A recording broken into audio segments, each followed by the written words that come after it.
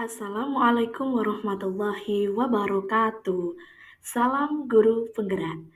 Kali ini saya akan menyampaikan aksi nyata saya yang nantinya berupa video diseminasi dan juga video keyakinan kelas pada modul 1.4 tentang budaya positif. Sebelum masuk ke video tentang diseminasi budaya positif, sebelumnya perkenalkan fasilitator saya bernama Ibu Narendra Duhita Tri Ambarwati. Selanjutnya ada pengajar praktik saya yang sangat luar biasa juga, yaitu Ibu Hani Saadah, dan saya sendiri selaku calon guru penggerak Angkatan 10 Kabupaten Rembang, Soli Umu Zulfa. Sebelum ke videonya, saya akan menyampaikan terlebih dahulu rancangan tindakan untuk aksi nyata saya. Yang pertama, yaitu latar belakang. Yang mendasari saya membuat rancangan tindakan ini adalah setelah mempelajari modul 1.1 Filosofi Pemikiran KHD, 1.2 tentang nilai dan peran guru penggerak, 1.3 Visi Guru Penggerak, dan 1.4 Budaya Positif. Saya ingin melakukan perubahan nyata di kelas saya dengan menerapkan keempat submodul tersebut, agar saya dapat mewujudkan generasi profil pelajar Pancasila pada saat ini yang memiliki motivasi intrinsik dalam pembelajaran, bisa membuat dan mentaati keyakinan kelas, sehingga pelanggaran yang dilakukan siswa menjadi berkurang atau bahkan menjadi tidak relevan. Saya bermimpi siswa saya terbiasa menjalankan budaya positif di sekolah maupun di lingkungan masyarakat sehingga mewujudkan profil pelajar Pancasila. Berikutnya, tujuannya yaitu yang pertama dapat mensosialisasikan budaya positif kepada siswa di kelas. Yang kedua, dapat mengimplementasikan budaya positif kepada siswa, baik siswa yang memiliki motivasi intrinsik dalam pembelajaran. Yang ketiga, siswa dapat membentuk keyakinan kelas bersama-sama. Dan yang keempat, bersama siswa dapat menyelesaikan masalah dengan segitiga restitusi. Berikutnya yaitu untuk tolak ukur. Yang pertama, terlaksananya diseminasi konsep budaya positif di sekolah. Yang kedua, terbentuknya keyakinan kelas. Yang ketiga, murid dan guru konsisten dalam menjalankan keyakinan kelas. Dan yang keempat, terlaksananya penyelesaian masalah murid dengan segitiga restitusi dalam pelayanan BK dan wali kelas maupun guru mapel.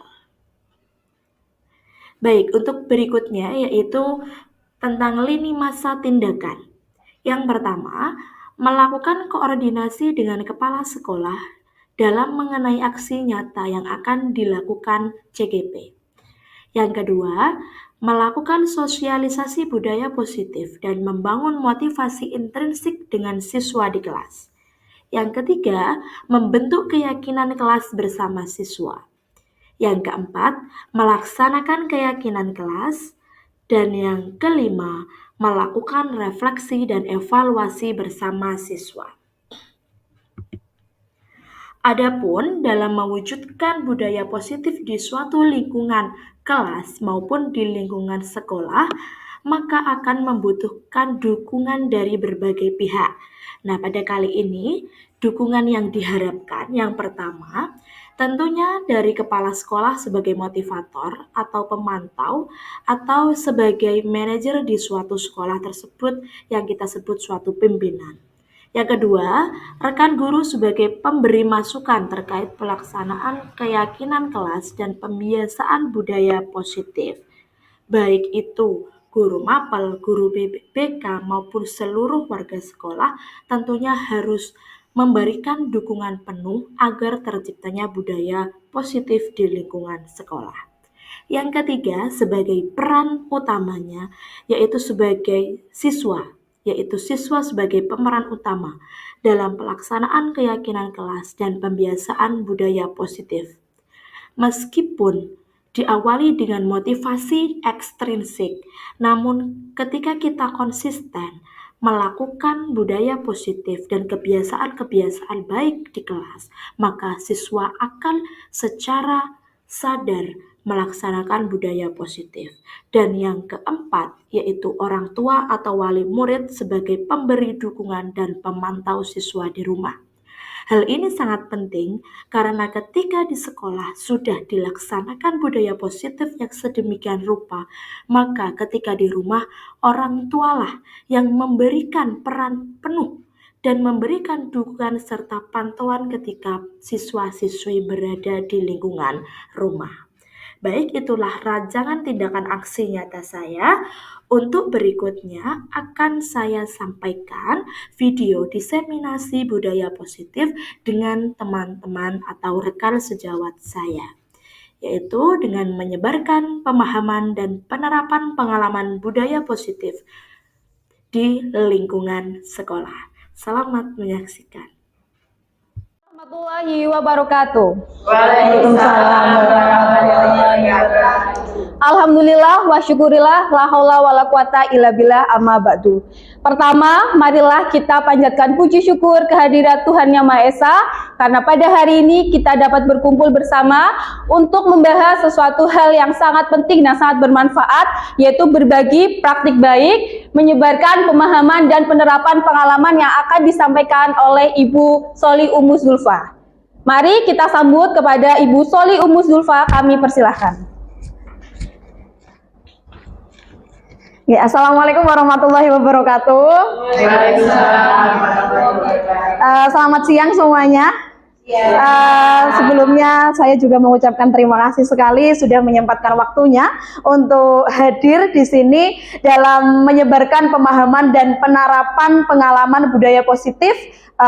Ini salah satu tugas CGP Angkatan 10 Kabupaten Rembang. Nah, budaya positif ini sebenarnya sudah kita lakukan di sekolah kita, namun mungkin dari ibu-ibu semuanya itu belum mengetahui, oh ternyata selama ini itu yang saya terapkan kepada siswa saya merupakan budaya positif. Nah, mungkin dari Bapak Ibu sudah mengenal yang adanya nanti ada keyakinan kelas, ada kesepakatan kelas, ada posisi kontrol guru, itu pasti nanti sudah mendengar. Tetapi kadang kita tidak menyadari bahwa oh ternyata namanya itu ini toh, oh ternyata namanya itu ini, seperti itu. Oke, next. Baik, dalam konsep inti budaya positif saya bagi menjadi 8. Yang pertama adalah perubahan paradigma baru, ada disiplin positif, ada nilai-nilai kebajikan, kebutuhan dasar manusia, motivasi perilaku manusia, ada posisi kontrol guru, ada keyakinan kelas, dan yang terakhir adalah segitiga restitusi. Baik, kita akan membahas satu persatu dari kedelapannya. Untuk paradigma dengan pembelajaran dengan paradigma baru, ya, pembelajaran dengan paradigma baru ini merupakan pembelajaran yang dirancang berdasarkan prinsip pembelajaran berdiferensiasi atau yang sering kita kenal istilahnya di kurikulum Merdeka ini kita mengaku-akukan yang namanya berdiferensiasi. Nah, sehingga para peserta didik belajar sesuai kebutuhannya, berdasarkan tahap perkembangan sesuai teori psikologi modern untuk mewujudkan profil pelajar Pancasila. Nah, dalam mewujudkan profil pelajar Pancasila ini ada terbagi menjadi berkebinaan global, bergotong royong, kreatif, bernalar kritis, mandiri, dan yang terakhir adalah beriman bertakwa kepada Tuhan Yang Maha Esa. Itu adalah profil pelajar Pancasila. Jadi kurikulum Merdeka ini inginnya mencetak para siswa-siswa kita yang tercantum dalam profil pelajar Pancasila. Seperti itu. Next. Nah, yang selama ini kita mengalami miskonsepsinya yaitu miskonsepsi tentang teori kontrol. Yang pertama, ilusi guru mengontrol murid. Kadang kita ingin ngontrol muridnya, nggak boleh ini, nggak boleh itu. Selanjutnya, ilusi bahwa kritik dan membuat rasa bersalah mampu menguatkan karakter. Biasanya tuh guru-guru kalau menghukum siswanya, itu biasanya yang pertama adalah membuat rasa bersalah. Jadi sehingga dia berpikiran bahwa kalau kita bisa membuat mereka merasa bersalah akan menguatkan karakternya. Tapi ternyata itu adalah miskonsepsi. Dan selanjutnya ilusi bahwa orang dewasa berhak memaksa. Tanpa kita sadari, biasanya kita sebagai guru itu kadang ada rasa untuk memaksa siswa kita. Memaksa siswa kita untuk mau mengikuti apa yang kita inginkan. Dan selanjutnya, ilusi bahwa semua penguatan positif, efektif, dan bermanfaat. Selanjutnya, next. Nah, dalam mengubah paradigma stimulus respon ke pendekatan teori kontrol. Nah, di sini ada untuk stimulus respon yang pertama, jika realita kita sama, teori kontrolnya kita berbeda. Nah, yang kedua, semua orang melihat hal yang sama, padahal setiap orang itu memiliki gambaran yang berbeda. Dan yang ketiga, kita mencoba mengubah orang agar berpandangan sama dengan kita. Tetapi dalam teori kontrol, kita berusaha memahami pandangan orang lain tentang dunia. Jadi kan kita mempunyai pemikiran yang berbeda-beda. Stimulus respon yang berikutnya, ada perilaku buruk dilihat sebagai suatu kesalahan. Padahal dalam teori kontrol sendiri ada semua perilaku memiliki tujuan, itu pasti. Yang selanjutnya, orang lain bisa mengontrol saya. Padahal teori kontrolnya hanya Anda yang bisa mengontrol diri Anda sendiri. Jadi ibaratnya apapun yang kita pegang saat ini yang ada di genggaman kita, itu hanya kita yang bisa mengontrol. Kita boleh membuka kepada orang lain atau kita tetap menahannya untuk diri kita sendiri. Sehingga jika hal ini bermanfaat, diri kita sendiri yang bisa mengontrolnya. Apakah kita mau memberikan manfaat ini ke orang lain, atau kita ambil sendiri manfaatnya, seperti itu. Nah, yang selanjutnya, pemaksaan ada pada saat bujukan gagal. Padahal teori kontrolnya, kolaborasi dan konsensus menciptakan pilihan-pilihan baru. Dan yang terakhir, model berpikir menang atau kalah. Dan teori kontrolnya yaitu model berpikir menang dan juga menang. Selanjutnya, nah, ini disiplin positif. Kita sudah masuk ke yang berikutnya, yaitu tentang disiplin positif. Nah, dalam disiplin berasal dari kata disiplina, yang artinya belajar. Jadi, disiplin mengacu pada disiplin diri, yang memiliki tanggung jawab terhadap apa yang dilakukan berdasarkan nilai-nilai yang diyakini. Disiplin positif merupakan salah satu cara penerapan disiplin yang bertujuan untuk menumbuhkan kesadaran serta memberdayakan peserta didik tanpa imbalan, ancaman ataupun hukuman. Jadi intinya dalam disiplin positif ini sebenarnya kita itu tidak harus memberikan reward, tidak harus memberikan ancaman, dan tidak harus memberikan hukuman. Kita hanya menerapkan disiplin-disiplin itu di dalam kelas kita masing-masing. Nah, sebagai pendidik tujuan kita adalah menciptakan peserta didik yang memiliki disiplin diri sehingga mereka berperilaku mengacu kepada nilai-nilai kebajikan universal dan memiliki motivasi intrinsik dalam perubahan perilaku ke arah yang lebih baik, seperti itu. Nah, nilai-nilai kebajikan itu sendiri yaitu nilai yang disepakati bersama, ya. Bedanya disiplin positif itu adalah yang diyakini, kalau nilai-nilai kebajikan adalah nilai yang disepakati bersama terlepas dari suatu suku bangsa, agama, bahasa maupun latar belakangnya. Nah, terbagi menjadi tiga, saya bagi menjadi tiga untuk nilai-nilai keyakinan. Sifatnya ini adalah umum atau universal, baik yang di dalam profil pelajar Pancasila, di Ibu Primary Years Program, ataupun keterampilan hidup atau life skill. Nah, kesemuanya ini masih bersifat umum atau universal. Ada beriman, bertakwa, berakhlak mulia, berkebinekaan global, gotong royong, mandiri, kreatif, dan bernalar kritis. Dan yang kedua ada toleransi, rasa hormat, integritas, mandiri, menghargai, antusias, empati, keingintahuan, dan lain sebagainya. Dan yang ketiga ada yang dapat dipercaya, lurus hati, pendengar yang aktif, tidak merendahkan orang lain, dan memberikan yang terbaik untuk diri. Untuk selanjutnya, nah ini yang juga guru harus tahu keadaan siswa kita ketika ada siswa kita yang kelihatannya itu pengen mencari perhatian, berarti dia ada kebutuhan dasar yang belum dimiliki atau kurang. Nah, kebutuhan dasar manusia adalah segala sesuatu yang kita lakukan untuk mendapatkan apa yang kita inginkan. Nah, seluruh tindakan yang kita lakukan memiliki tujuan tertentu. Dan semua usaha baik yang kita lakukan adalah dalam rangka agar kebutuhan dasar kita terpenuhi dengan baik. Coba di kelas biasanya kalau ada anak yang tiba-tiba itu usil, tiba-tiba itu apa, kadang itu ada kebutuhan dasar yaitu kurangnya perhatian. Misalkan ada anak di kelas ketika kita menjelaskan dia kok bermain sendiri, dia ingin ngobrol dengan temannya, berarti ada kebutuhan dasar yaitu kebebasan yang belum mereka miliki. Oke, selanjutnya. Nah, ini 5 kebutuhan dasar manusia saya bagi menjadi 5. Yang pertama ada bertahan hidup, pasti. Semua manusia ingin bertahan hidup.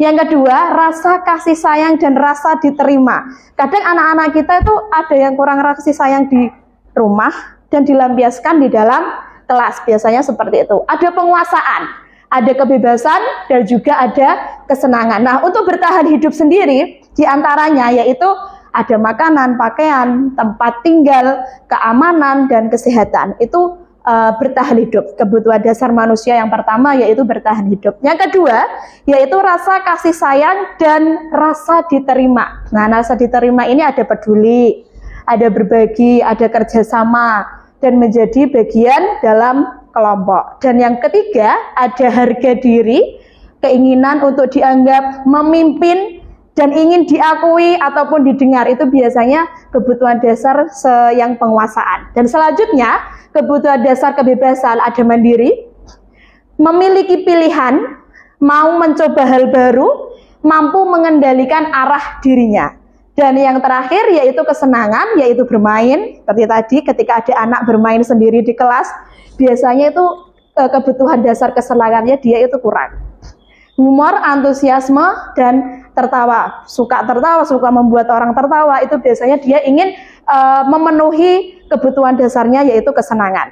Dan untuk selanjutnya, nah untuk motivasi perilaku manusia terbagi menjadi 2, ada ekstrinsik dan ada motivasi intrinsik. Kalau motivasi ekstrinsik yang sifatnya berasal dari luar, yaitu untuk menghindari ketidaknyamanan atau hukuman. Dan yang kedua untuk mendapatkan imbalan atau penghargaan dari orang lain. Jadi ketika kebutuhan dasar kita itu terpenuhi, pasti ada rasa ingin dipuji misalkan, ada rasa ingin dihargai, ada rasa ingin dianggap, seperti itu.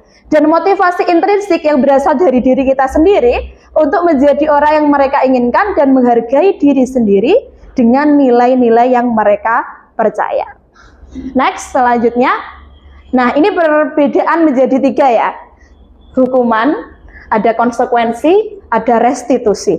Biasanya kalau kita itu sukanya hukuman, konsekuensi, atau restitusi.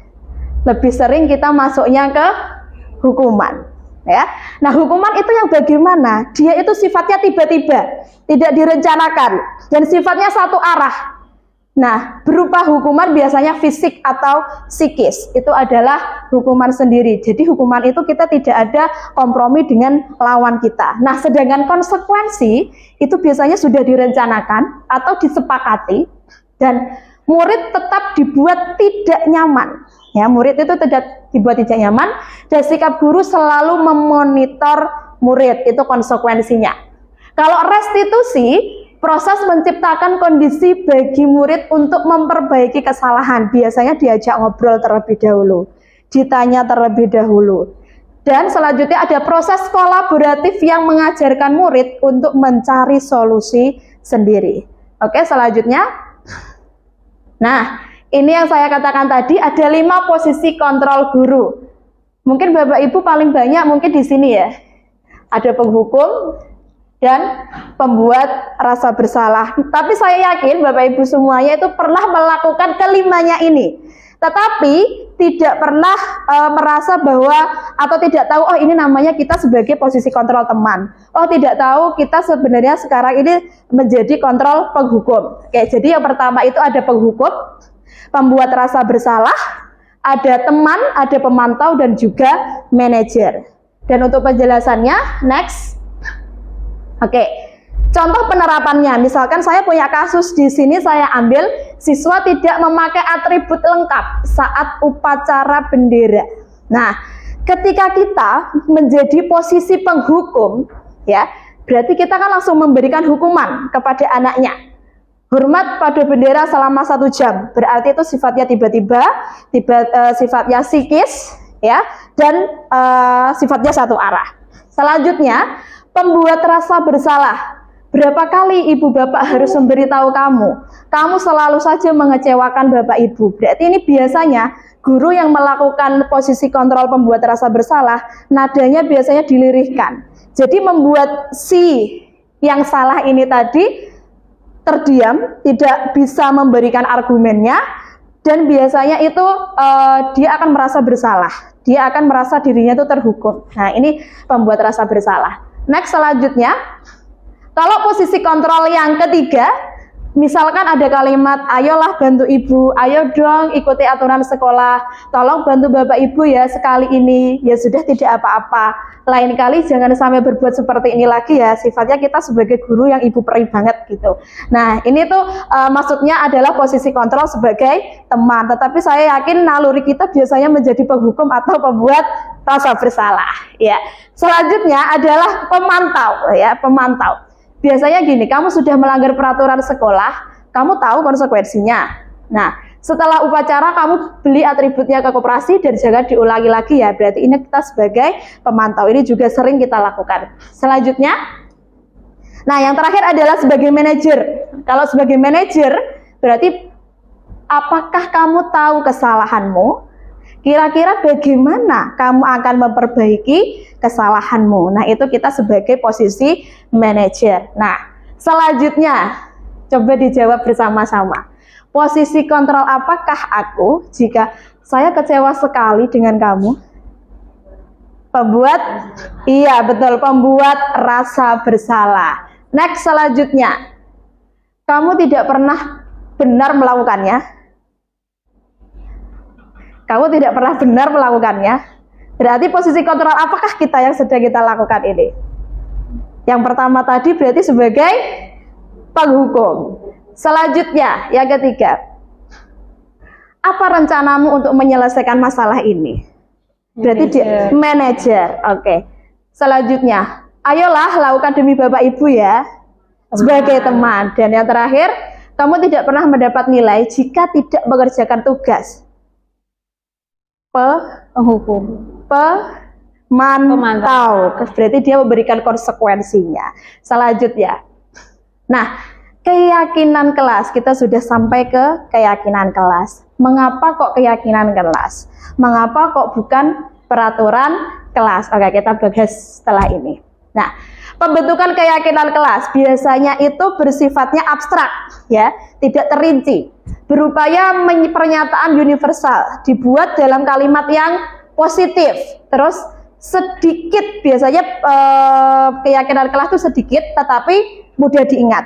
Terus sesuai dengan kondisi kelas dan sekolah sehingga mudah untuk diterapkan. Jadi sesuai dengan kondisi kita. Misalkan kita sedang di SMA Negeri 2 Rembang dengan kondisi siswa yang seperti itu, maka keyakinan kelas seperti apa yang cocok buat di kelas kita. Tapi saya yakin masing-masing kelas itu akan berbeda dalam membuat keyakinan kelas atau kesepakatan kelasnya. Selanjutnya, semua warga sekolah atau warga kelas dilibatkan saat membuat keyakinan kelas. Nah, biasanya kalau di kelas itu prakteknya semua siswa diminta untuk menuliskan di dalam sticky note. Nah, sticky note-nya itu nanti ditempelkan di depan, dibacakan satu persatu. Nanti dibuat kesimpulan secara global atau universal. Misalkan tidak boleh jam pelajaran ke kantin, tidak boleh bermain HP saat pelajaran. Itu nanti disimpulkan sebagai apa? Harus bertanggung jawab. Misalkan tidak boleh mengerjakan PR di kelas, tidak boleh mencontek saat ulangan, tidak boleh datang tepat waktu. Berarti kita universalkan menjadi disiplin, baik itu disiplin waktu maupun disiplin yang lainnya. Next. Nah, sekarang yang terakhir yaitu mengenai segitiga restitusi. Segitiga restitusi adalah suatu proses dialog yang dijalankan oleh guru agar dapat menghasilkan murid yang mandiri dan bertanggung jawab. Jadi yang dicanangkan oleh Ki Hajar Dewantoro itu kita sebagai guru tidak langsung menjudge siswa kita itu salah, tetapi kita mau mendengar terlebih dahulu apa alasan mereka untuk melakukan seperti itu. Karena mengingat tadi setiap anak dan setiap manusia itu punya 5 kebutuhan dasar. Ada kasih sayang seperti tadi, kebebasan, kesenangan, kekuasaan, dan lain sebagainya. Nah, segitiga restitusi ini ada alurnya. Yang pertama ada menstabilkan identitas. biasanya ditanya dulu. Menstabilkan identitas tuh ditanya dulu. Kamu kok tidak mengerjakan PR, kenapa? Kalau tidak mengerjakan PR itu perbuatan baik atau perbuatan yang tidak baik, seperti itu. Itu menstabilkan identitas. Dan yang kedua, validasi tindakan yang salah. Misalkan, saya tahu setiap orang itu pernah melakukan kesalahan. Tetapi coba saya ingin mendengarkan alasan kamu misalkan tidak mengerjakan PR itu ada apa hari ini. Nah, kita dengarkan alasan mereka. Nah, itu validasi tindakan yang salah. Yang ketiga, yaitu menanyakan keyakinan kelas. Setelah siswa kita itu puas atau setelah siswa kita itu menjelaskan kepada kita alasan mereka, nah biasanya kita tanyakan kembali kesepakatan atau keyakinan kelas yang sudah kita buat. Kira-kira dia melanggar atau tidak? Kalau melanggar, kira-kira dia bagaimana untuk menyelesaikan masalahnya tersebut. Nah, itu kita sudah sampai ke tahap yang ketiga, menanyakan keyakinan. Oke, selanjutnya. Nah, ini seperti yang saya contohkan tadi, untuk menstabilkan identitas, biasanya pertanyaan-pertanyaan adalah berbuat salah itu wajar, tidak ada manusia yang sempurna. Bapak Ibu juga pernah melakukan, Bapak Ibu tidak mencari siapa yang salah, tetapi Bapak Ibu ingin mencari solusi dari permasalahan ini. Kamu berhak merasa seperti itu menstabilkan identitas. Selanjutnya yaitu tentang validasi tindakan yang salah. Kamu pasti punya alasan, jadi kita menanyakan alasannya dulu. Terus padahal kamu bisa melakukan yang lebih buruk dari ini ya, dan sebagainya. Yang ketiga yaitu menanyakan keyakinan. Apa keyakinan kelas kita? Terus nilai-nilai apa yang telah disepakati bersama? Seperti apa gambaran sebuah kelas yang ideal menurut kamu? Jadi mereka diajak untuk berdiskusi dengan kita untuk memecahkan masalahnya sendiri. Kamu ingin menjadi orang yang seperti apa nantinya? Begitu. Next. Nah, ini adalah contoh penerapan segitiga restitusi yang saya terapkan di kelas 11.4. Karena anak ini kebetulan tidak mengerjakan PR karena semalaman dia main game hingga larut malam, seperti itu. Sebentar saya. Selamat pagi, Bu. Gimana kabar kamu hari ini? Alhamdulillah baik, Bu.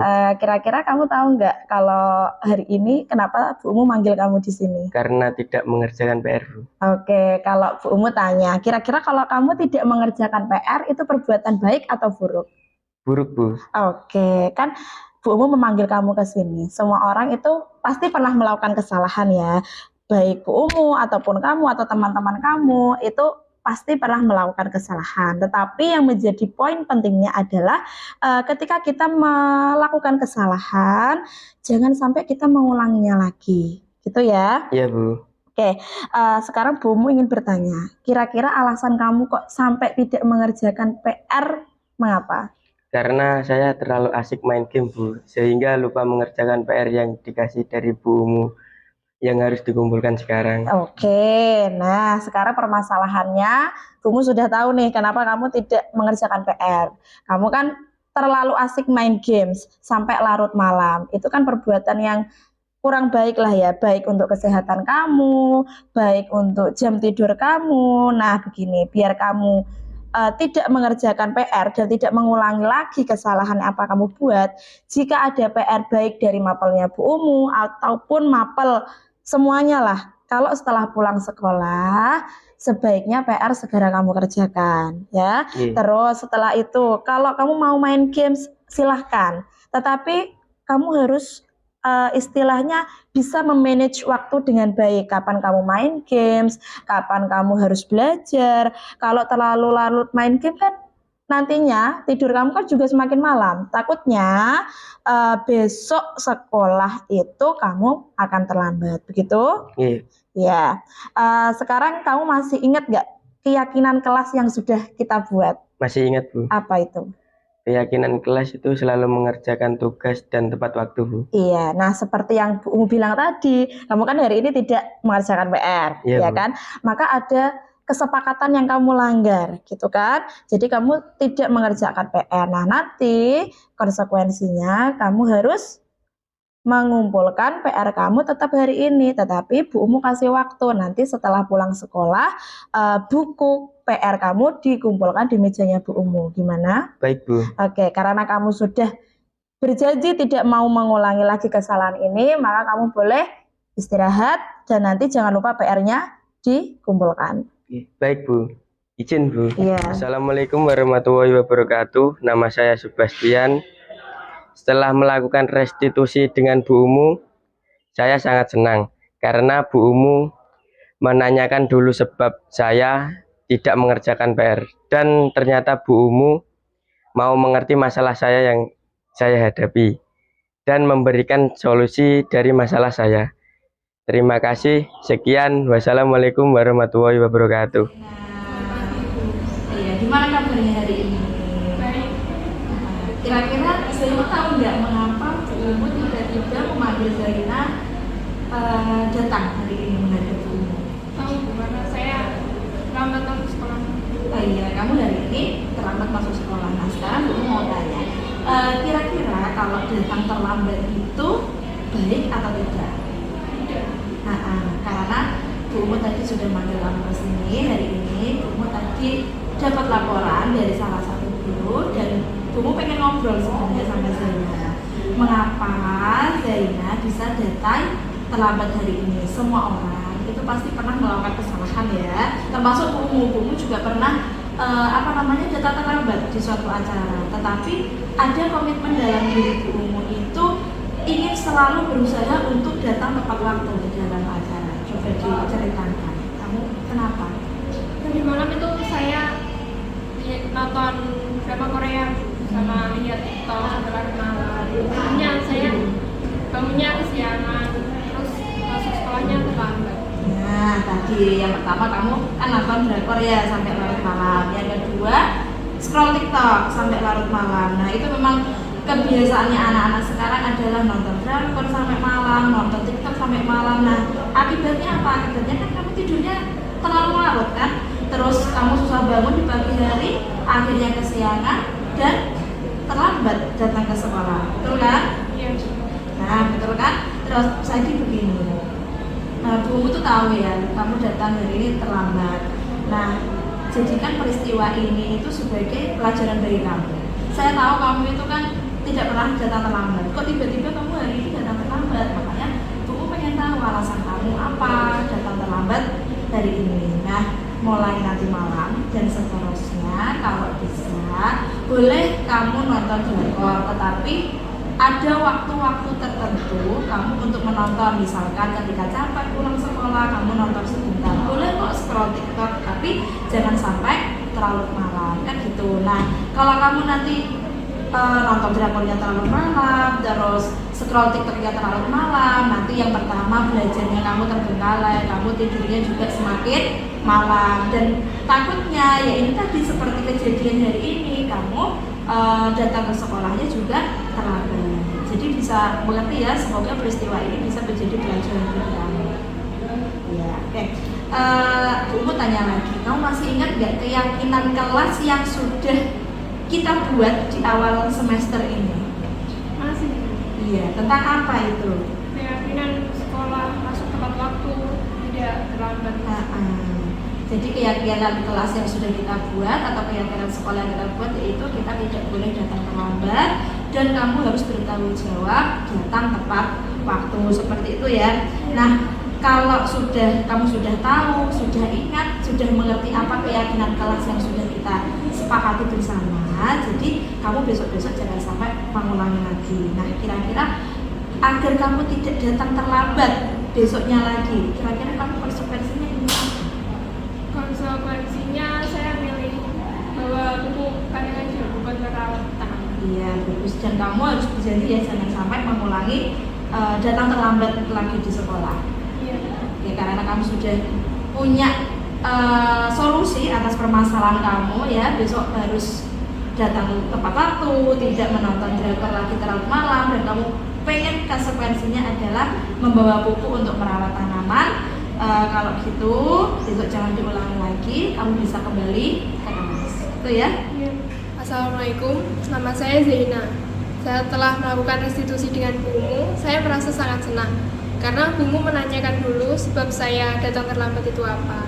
Dan ternyata Bu Umu mau mengerti masalah yang saya alami dan memberikan solusi dari masalah saya. Terima kasih Bu Umu. Wassalamualaikum warahmatullahi wabarakatuh. Ya, diperhatikan dulu ya Bapak Ibu. Jadi ini ceritanya dia menjelaskan semalam itu saya tanya, semalam kamu tuh ngapain saja? Mengapa kok tidak mengerjakan PR? Mengapa sampai padahal teman-temanmu yang lain ini mengerjakan, kok kamu tidak mengerjakan seperti itu. Nah, dia berani mengungkapkan alasannya mengapa si Bastian ini, namanya Bastian, tidak mengerjakan PR karena semalaman suntuk dia game online bersama teman-temannya sehingga dia tidurnya larut malam, lupa kalau paginya itu mengerjakan harus ada PR. Nah, saya tanya, kira-kira tuh kamu ingat nggak sama keyakinan kelas yang sudah kita buat? Dia ingat, oh iya, kalau nggak mengerjakan PR, Bu, saya harus tinggal di kelas mengerjakan PR dan nanti pulang sekolah PR-nya harus segera dikumpulkan seperti itu. Jadi saya ajak ngobrol dan saya ajak diskusi bersama, kira-kira kamu maunya seperti apa kalau tidak mengerjakan PR? Dia mengatakan oke, saya siap untuk mengerjakan PR hari ini juga meskipun dikumpulkannya nanti setelah pulang sekolah, seperti itu. Sebentar biar sampai akhir terlebih dahulu.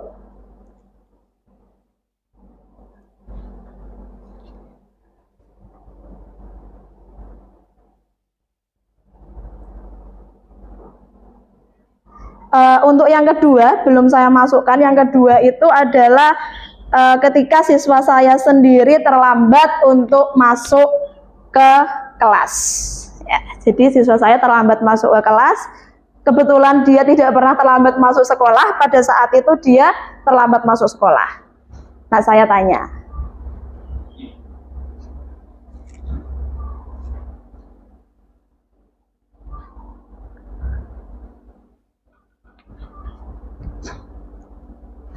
dan kalau bisa ketika kita memanggil anaknya tersebut tidak ada teman-teman lain, ya kita panggil sendiri seperti itu.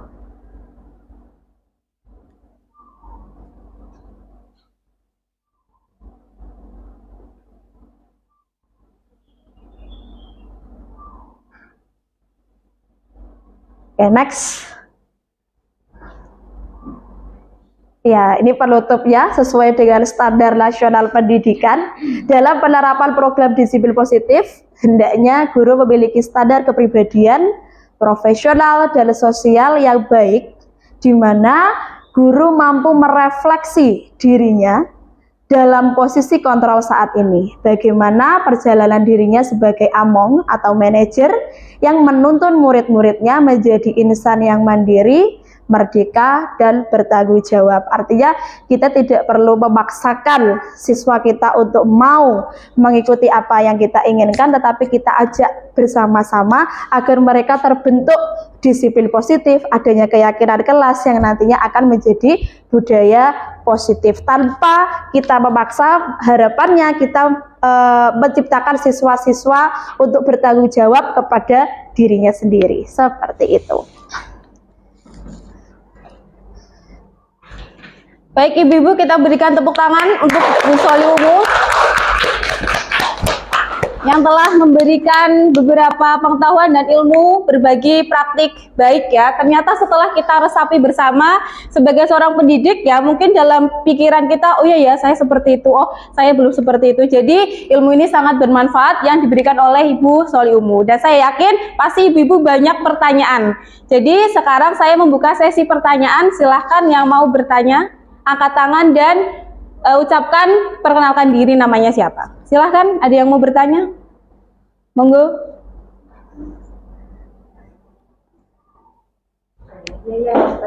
Oke, baik, silahkan Bu, mohon berdiri, perkenalkan. Nih, silahkan berdiri, perkenalkan.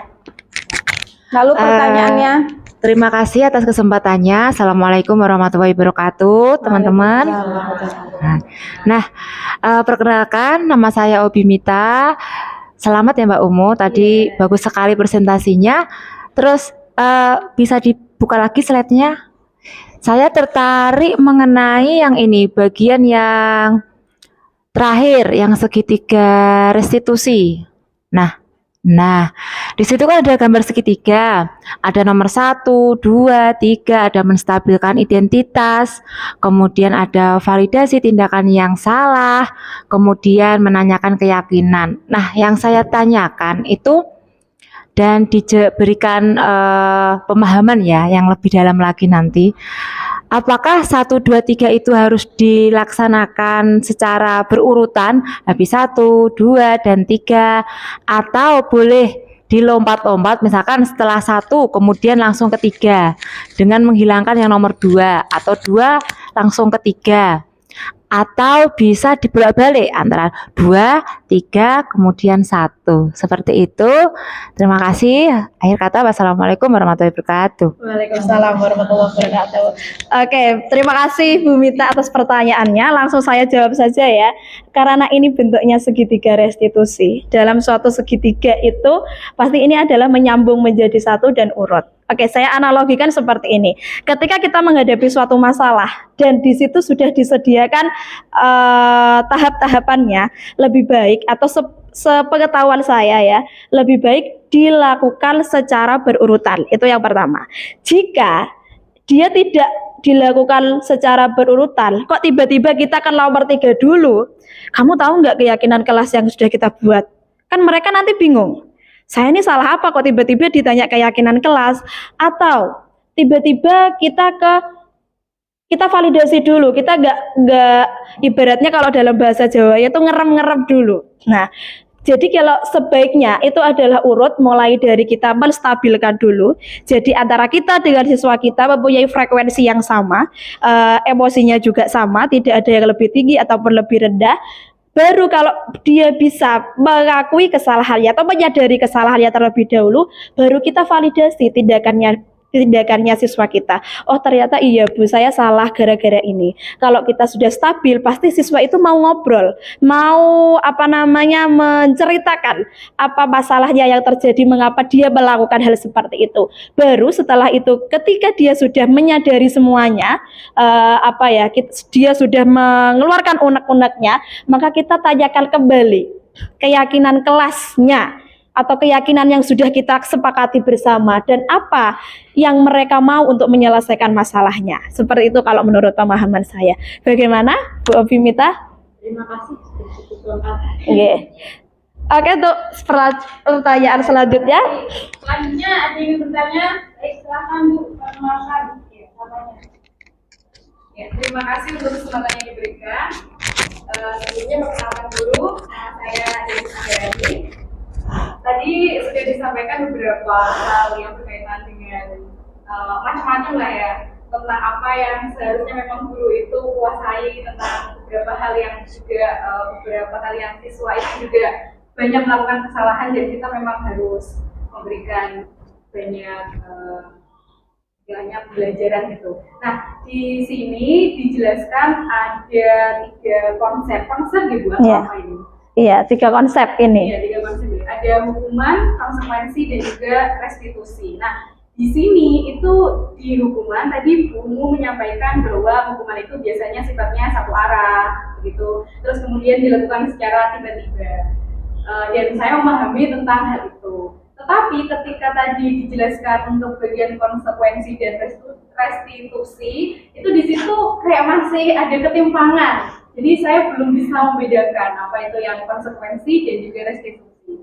Mungkin bisa disampaikan kembali apa perbedaan antara konsekuensi dan juga restitusi. Terima kasih seperti itu. Oke, baik, terima kasih pertanyaan yang sangat luar biasa. Oke, di sini saya lebih pertajam lagi antara konsekuensi dan juga restitusi. Nah, secara gamblangnya kalau konsekuensi itu ketika di dalam segitiga restitusi, mungkin kalau konsekuensi langsung ke nomor 3-nya atau tiba-tiba langsung kita menanyakan konsekuensinya apa gitu. Meskipun sudah disepakati bersama, tetapi kita tidak mau mendengar dulu apa alasan mereka ketika melakukan kesalahan. Itu untuk konsekuensinya, dan sikap guru sebagai kontrolnya itu sebagai monitor atau biasanya sebagai pemantau.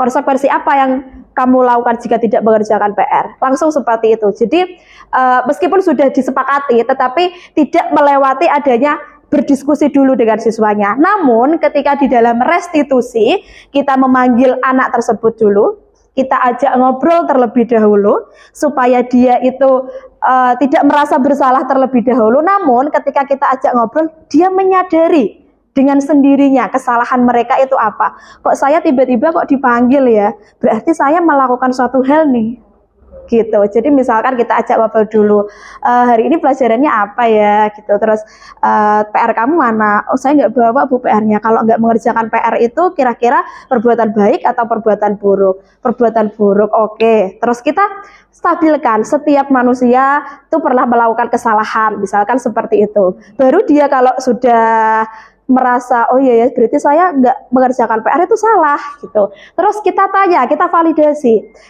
kamu nggak melakukan PR, nggak mengerjakan PR itu tadi malam ngapain, atau kamu habis melakukan apa kok hingga lupa mengerjakan PR, seperti itu. Nah, setelah dia menceritakan semuanya, kita memberikan solusi juga, tidak harus mengejudge gitu. Kita memberikan solusi, oke, lain kali ketika ada PR, kamu biar tidak lupa, segera dikerjakan pulang sekolah. Boleh kok main game, boleh kok kita bermain, tetapi kita harus disiplin dengan waktu. Jadi kita nggak hanya menghukum mereka saja, terus kita ajak ngobrol. Ketika itu kita kembalikan lagi kepada si anaknya, kamu maunya apa, gitu kan? Biar PR-mu ini juga terselesaikan, kamu harus bagaimana? Nah, dia nanti kan juga mencari solusinya sendiri. Biar saya dapat nilai, Bu, saya mengerjakan meskipun nanti saya kumpulkan di akhir pembelajaran, seperti itu. Itu perbedaan antara konsekuensi dan juga restitusi. Oke, bagaimana Bu Denis? Ya, jawabannya sangat jelas dan dipaham. Oke, terima kasih. Terima kasih. Assalamualaikum warahmatullahi wabarakatuh. Perkenalkan, nama saya Hilma Wahidati, guru PAI kelas 11. Oke, ini menarik sekali tentang bagaimana seorang pendidik itu juga harus mau jadi seorang pembelajar. Nah, tadi saya soroti di slide yang membahas tentang 5 kebutuhan mendasar manusia.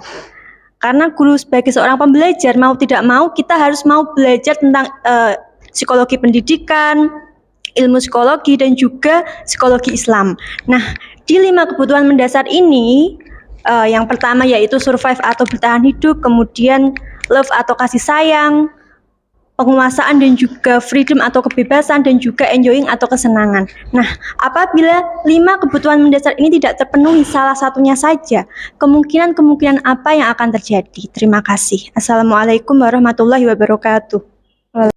Oke, terima kasih Bu Hilma atas pertanyaannya yang membahas tentang 5 kebutuhan dasar manusia. Kan saya sudah menjelaskan tadi, kebutuhan dasar manusia itu ada 5. Jika salah satunya mungkin tidak terpenuhi, kemungkinan apa yang terjadi di kelas, seperti itu ya. Oke, saya jawab sepengetahuan saya. Baik, di dalam kelima kebutuhan dasar ini, jika ada yang tidak terpenuhi, pasti nanti akan muncul di dalam perilakunya di dalam kelas. Misalkan, contoh mudahnya seperti ini. Kalau kita melihat anak suka main sendiri, ya, suka main sendiri, suka menggoda temannya, suka pokoknya usil seperti itu. Biasanya itu adalah kebutuhan dasar kesenangan dan kebebasan yang belum mereka dapatkan. Biasanya seperti itu. Jika di rumah dia itu terlalu dikekang, katakanlah ya, ketika di sekolah dia akan bebas. Ya, karena kebutuhan dasar di rumahnya, kebebasannya itu tidak terpenuhi, maka di sekolah dia mengusik temannya. Misalkan dia dengan bermain spidol sendiri, dengan gambar-gambar sendiri. Nah, itu biasanya nanti kebebasannya itu akan terpenuhi ketika di sekolahan. Jadi, ketika kebutuhan 5 dasar ini tidak terpenuhi atau salah satunya tidak terpenuhi, maka akan muncul perilakunya saat kita mengajar di kelas. Contoh lain lagi, misalkan ada anak kok pengennya itu menjadi ketua terus. Nah, itu pasti ada. Berarti dia kebutuhan dasar apa yang ingin mereka penuhi, seperti itu. Mungkin kalau sebuah baterai itu 100%, misalkan kelima ini tuh ada yang satu baru 50%, bagaimana cara mencapai 100%? Nah, dia akan berperilaku misalkan ingin mendapat kekuasaan.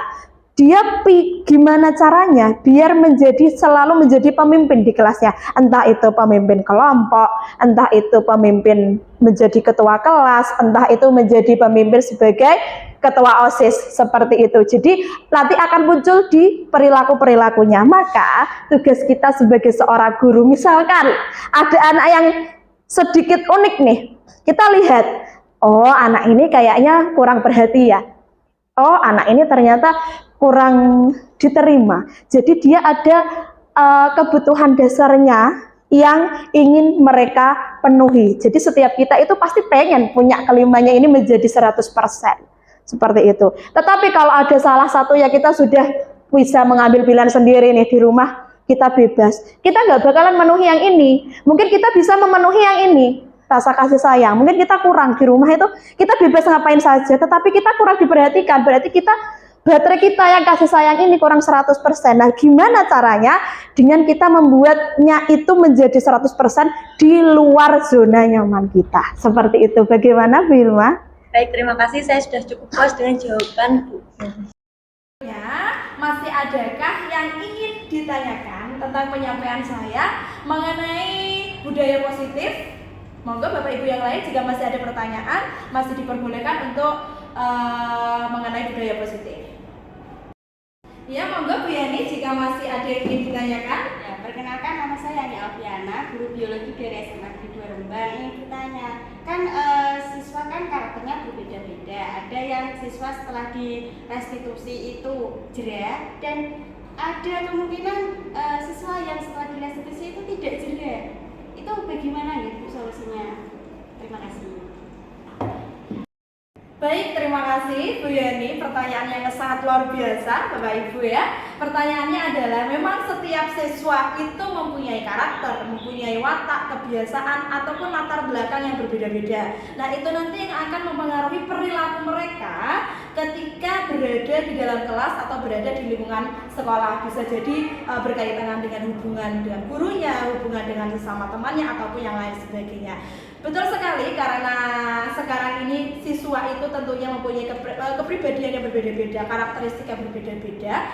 Meskipun kita, tadi pertanyaannya adalah ketika direstitusi ada anak yang langsung baik mengerti, jera seperti itu. Ada anak yang sekiranya kok besok mengulangi lagi. Nah, bagaimana itu solusinya? Baik, nah untuk langkah pertama, semua karakteristik siswa itu kita coba terlebih dahulu dengan cara merestitusi. Artinya apa? Kalau saya mengartikan restitusi itu adalah kita mengajak diskusi, kita mengajak ngobrol siswa, kita dengan metode pendekatan, misalkan dari hati ke hati.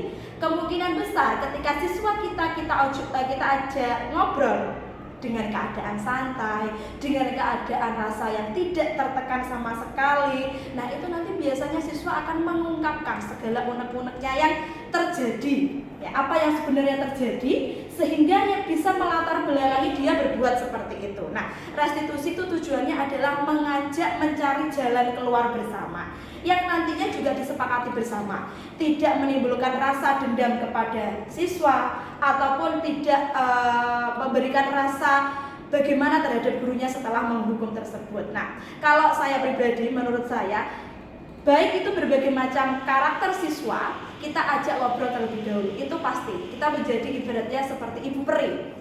Ya, kita ibaratnya seperti ibu peri, kita ajak ngobrol dulu, kita ajak ngobrol bersama-sama, kita tanya dulu, kamu mengapa melakukan seperti itu, begitu. Nah, setelah kita adakan restitusi sampai dengan tahap yang meyakinkan kesepakatan, meyakinkan kembali kesepakatan, kita ajak cari solusi bersama. Ketika dia bisa memberikan solusi atas masalah dia sendiri, misalkan tidak mengerjakan PR, dia memikirkan solusinya bagaimana. Oh, solusinya saya harus seperti ini, seperti ini, seperti ini. Ketika dia melakukan kesadaran diri sendiri, nantinya dia akan merasa saya jangan sampai melakukan seperti itu lagi. Tetapi ada memang karakter anak yang dia itu levelnya mungkin sudah sampai tinggi sekali. Nah, kita memang setelah kita restitusi kok seperti itu lagi, kita cari metode yang lain. Tadi ada 5 posisi kontrol guru. Nah, ketika kita menjadi teman, ini nanti kok kurang, kita bisa sebagai pemantau misalkan.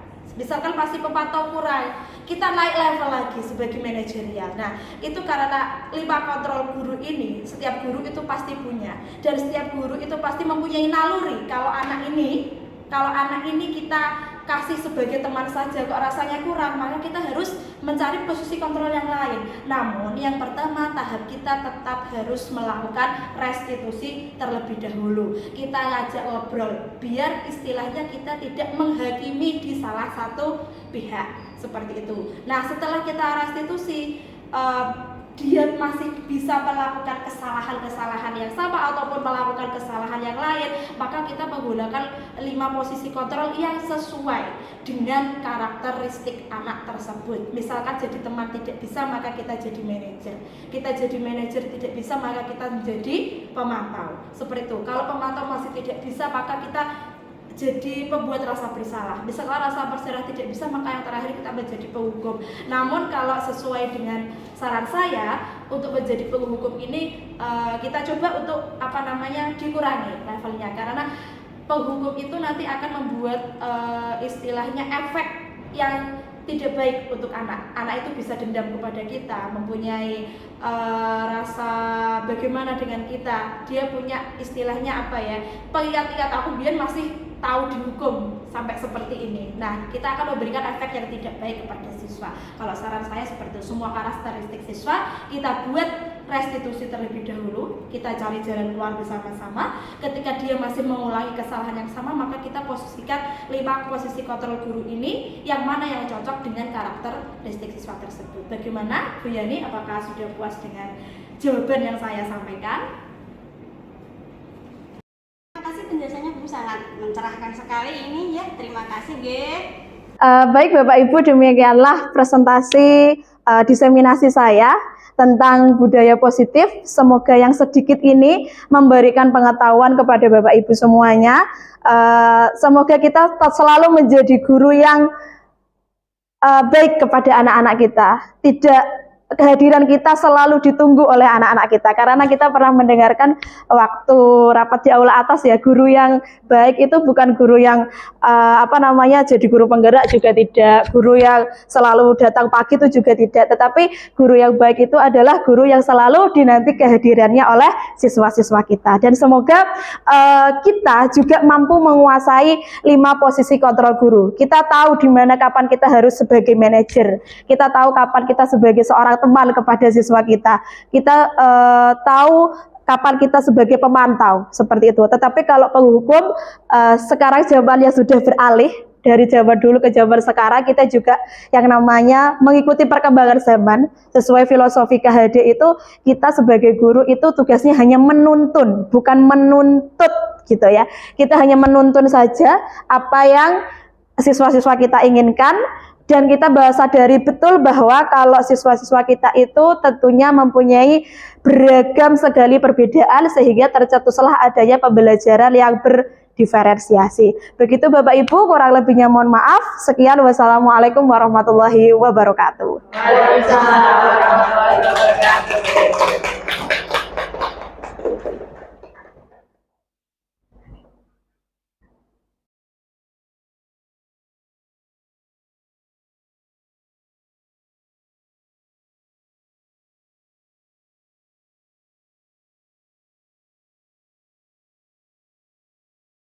Assalamualaikum warahmatullahi wabarakatuh.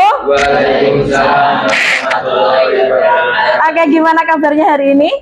Baik. Alhamdulillah. Oke, kita kembali lagi di pelajarannya Bu Umu ya, matematika lanjut ya. Kalau kita belajar matematika lanjut, sebelum kita memulai materi pada kegiatan hari ini, Bu Umu pengen memberikan kalian sedikit pengetahuan tentang apa itu budaya positif, apa itu keyakinan kelas, dan kesepakatan kelas. Sebenarnya untuk keyakinan kelas dan kesepakatan kelas itu ibaratnya hampir sama. Mengapa harus ada budaya di kelasku seperti yang ada di belakang bangku kalian yang tertulis di sana? Mengapa harus ada keyakinan kelas ya? Karena pembelajaran yang baik itu yang kita sepakati bersama. jika ada suatu pelanggaran-pelanggaran, kita bilangnya tidak pelanggaran, ataupun yang melanggar keyakinan yang sudah kita buat, nanti ada konsekuensi yang harus kalian terima atau Bu Umu terima sesuai dengan kesepakatan yang sudah kita sepakati. Nah, mengapa itu harus dibuat? Karena kita mengusahakan untuk adanya budaya positif. Nah, budaya positif itu misalkan ada disiplin, ada tanggung jawab, ada jujur, ada mandiri. Jadi budaya positif itu yang nantinya membentuk karakter-karakter kalian menjadi lebih baik di masa yang mendatang. Nah, karena sebelum pembelajaran kita harus adanya kesepakatan kelas bersama atau keyakinan kelas, agar kelas kita dalam sepanjang pembelajaran matematika ini nanti sebaik kalian maupun saya merasa nyaman di kelasnya. Misalkan ada yang nggak mengerjakan PR nih, kira-kira nanti konsekuensinya apa? Kalau ada yang terlambat di jam saya, nanti kira-kira konsekuensinya apa? Seperti itu bisa dipahami? Bisa, Bu. Oke, selanjutnya Bu Umu pengen kalian menuliskan kesepakatan kelas atau keyakinan kelas yang ingin kalian dapatkan di kelas ini. Sekarang Bu Umu beri waktu 5 menit untuk menuliskan keyakinan kelas atau kesepakatan kelas apa saja yang ingin kalian ciptakan di pembelajaran matematika. Oke, silakan Bu Umu beri waktu untuk menuliskan keyakinan kelas. Boleh apa saja, misalkan di jam pelajaran nggak boleh ke kantin, Bu. Di jam pelajaran nggak boleh buka HP, Bu. Gitu. Oke, silakan dituliskan. Saya beri waktu 5 menit. Setelah itu selesai, kalian tempelkan di papan tulis depan agar teman-teman kalian mengetahui dan menyepakati bersama. Oke, silahkan. Ada yang sudah? Chandra sudah? Oke, sudah. Nanti ketika sudah silahkan ditempelkan ke depan. Yang sudah silahkan ditempelkan ke depan. Misalkan apa yang jajan di kantin itu, Bu, beliin 1 kelas, boleh? Kan lumayan kan? Oke. Yang sudah silahkan ditempelkan di papan tulis depan. Oke, silahkan. Oke, ditempelkan sebelah kiri kamu. Ya, di situ. Nanti kita bacakan bersama-sama dan kita ambil kesimpulan apa saja yang harus kita sepakati. Ya.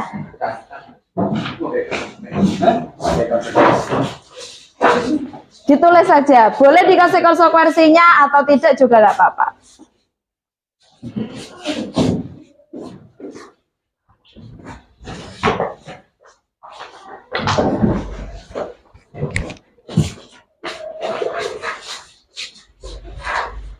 Oke.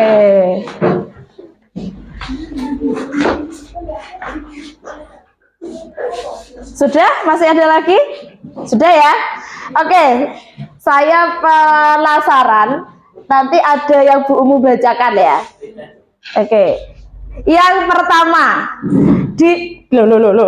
Yang pertama, dilarang lama di kamar mandi. Biasanya kalau lama tuh tidur atau semaput ya, bisa-bisa jadi ya.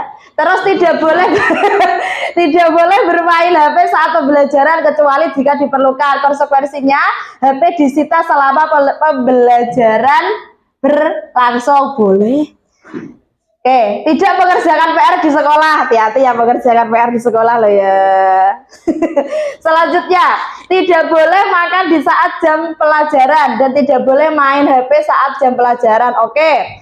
Tidak boleh bermain HP sendiri pada saat pembelajaran dimulai. Tidak boleh ngobrol saat guru menjelaskan. Bagus. Atribut harus lengkap. Oke. Saat pembelajaran tidak boleh ke kantin. Kalau melanggar traktir 1 kelas seminggu, luar biasa ini. Terus uang sanggunya piro?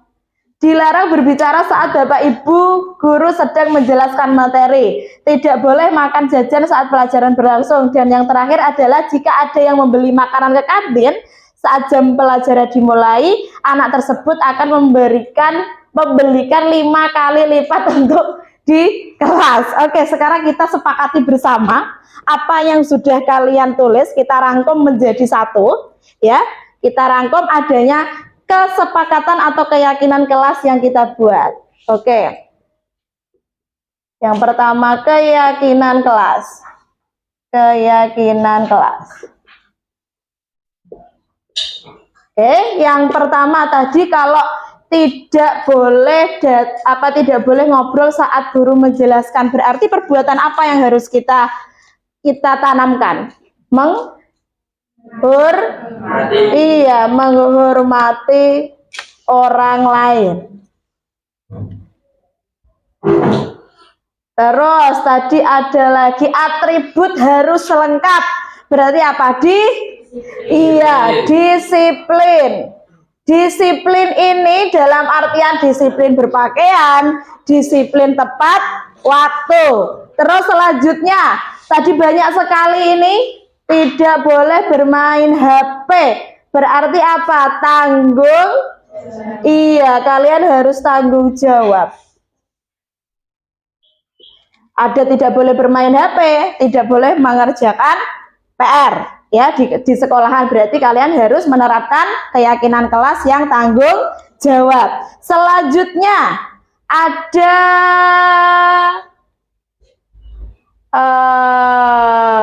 kalau tidak boleh mengerjakan PR di sekolah ditambah lagi.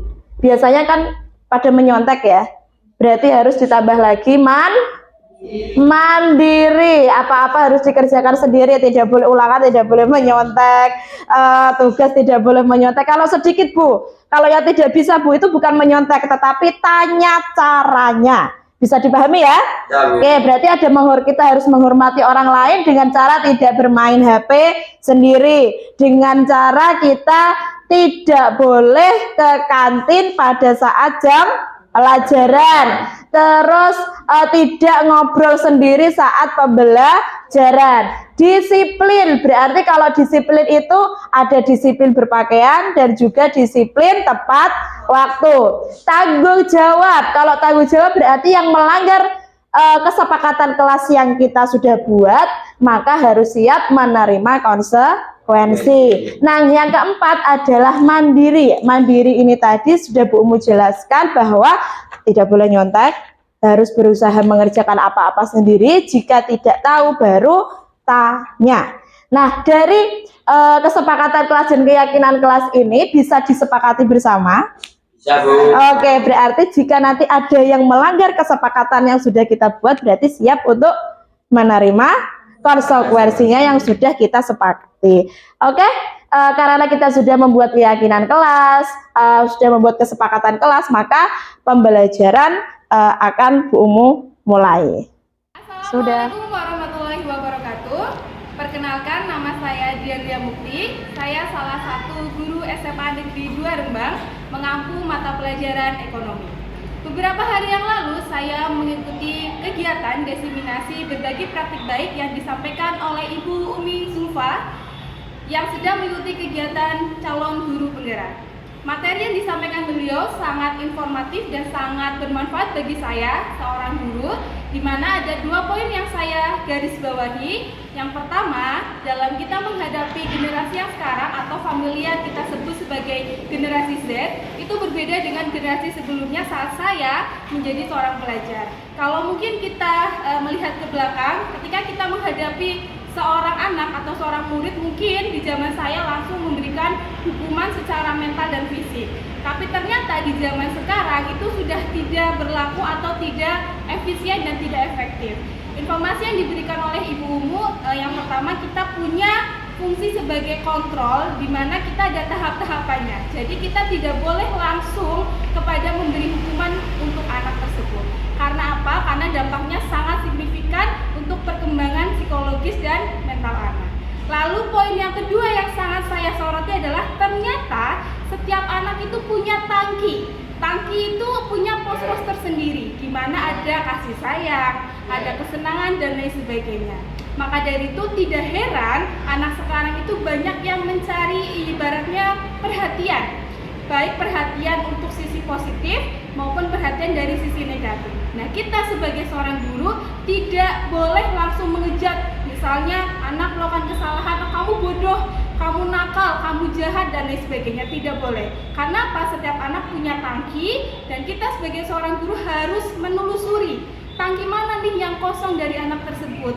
Jangan-jangan ada tangki yang belum terisi penuh sehingga anak tersebut melakukan sebuah kesalahan. Dan itu sangat punya garis atau benang merah di mana tangki anak yang kosong dan dia melakukan sebuah kesalahan. Jadi sebagai guru kita tidak boleh langsung mengejudge, langsung menghukum, tapi juga harus menelusuri apa yang terjadi pada anak tersebut. Dan kita juga harus ibaratnya berkolaborasi dengan berbagai pihak, baik dengan orang tua, dengan guru BK, ataupun dengan semua warga sekolah di masing-masing sekolah. Dan itu yang disampaikan oleh Bu Zulfa, dan itu menjadi refleksi buat saya, evaluasi buat saya sebagai seorang guru, apakah selama ini tindakan saya benar atau tindakan saya kurang tepat. Dan itu menjadi salah satu bahan introspeksi saya. Itu yang saya dapatkan. Terima kasih untuk Ibu Soli Umu yang sudah memberikan sebuah materi yang sangat informatif dan bermanfaat untuk saya sebagai seorang guru, dan semoga juga bermanfaat untuk selain guru, bisa sebagai orang tua ataupun pihak-pihak yang saat ini menjadi wali seorang anak. Terima kasih. Assalamualaikum warahmatullahi wabarakatuh.